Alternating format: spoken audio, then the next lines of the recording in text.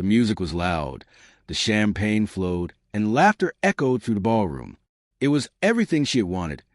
An extravagant anniversary party. Her friends and family gathered beneath glittering chandeliers, every detail meticulously planned. And it was all paid for by me. I had spared no expense. The venue, the catering, the live band, even the custom decor, all chosen with care, all designed to give her the kind of night she had dreamed of. I thought it would be a celebration of U.S., of our years together, of everything we had built.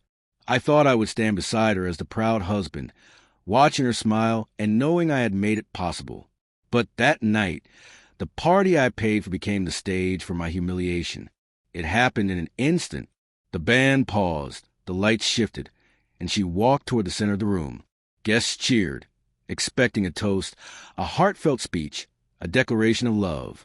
I stood nearby, glass in hand, waiting for her to say something kind about me, about us, about what we meant to each other. Instead, she turned toward another man. He wasn't a stranger. He was someone I had seen before, a friend of hers, or so she had called him. He was always around, always too close, always laughing at her jokes a little too much. I had ignored it. I had told myself I was paranoid, that I was imagining things, that she would never cross that line. But in front of everyone, with cameras flashing and applause ringing in the air, she kissed him.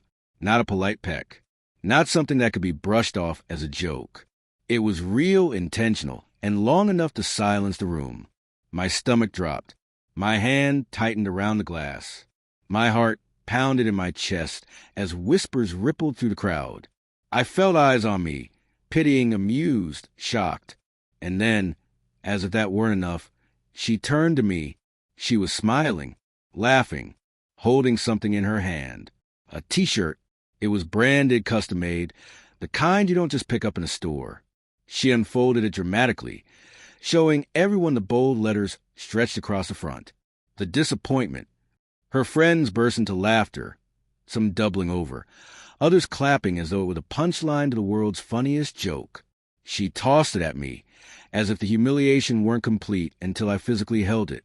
I stood frozen. The shirt hung in my hands, heavy with meaning. Every laugh pierced me, every smirk cut deeper than a knife.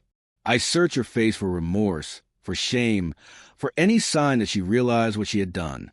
But there was nothing, just amusement, just the thrill of the crowd.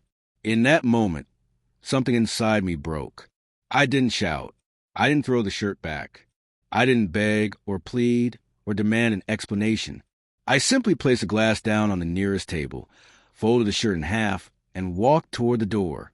The laughter followed me. Her voice rang out above it all, playful and mocking. Don't take it so seriously. But I was already gone. Outside, the night air was cool against my face. I took a deep breath, steadying myself, and then I remembered something, the gift. I had spent months preparing it, a surprise for her, something meaningful, expensive, and carefully chosen. It was a final piece of the night, meant to show her my love, my commitment, my gratitude. It was waiting in the car, wrapped and hidden, ready for me to present when the moment was right. But that moment would never come. I opened the trunk, lifted the box, and carried it back inside. Heads turned as I re-entered the ballroom, silent but deliberate. I walked straight to her, the box in my arms. She looked at me, confused, maybe even expecting me to present it as some kind of pathetic peace offering. Instead, I set it down on the table in front of her. Slowly, carefully, I removed the wrapping, revealing the luxury gift she had been expecting, a diamond necklace worth more than the down payment on a house. Gasps rippled through the crowd. Her eyes widened. Then I closed the box. I was going to give you this tonight, I said, my voice calm but heavy, but now I'm taking it back. And without another word, I picked up the box, turned my back, and walked out for the last time. This time, no one laughed. Hours later, my phone buzzed with messages. Her friends, even some family members. Some begged me to reconsider. Others accused me of being dramatic. She sent photos, apologies written in half sentences, excuses about how it was just a joke, how I had misunderstood, how I shouldn't have made it into something bigger than it was. But betrayal doesn't need explanation. It doesn't need justification. It reveals itself in moments like that, raw, undeniable, unforgettable. That night, I realized that love doesn't die all at once.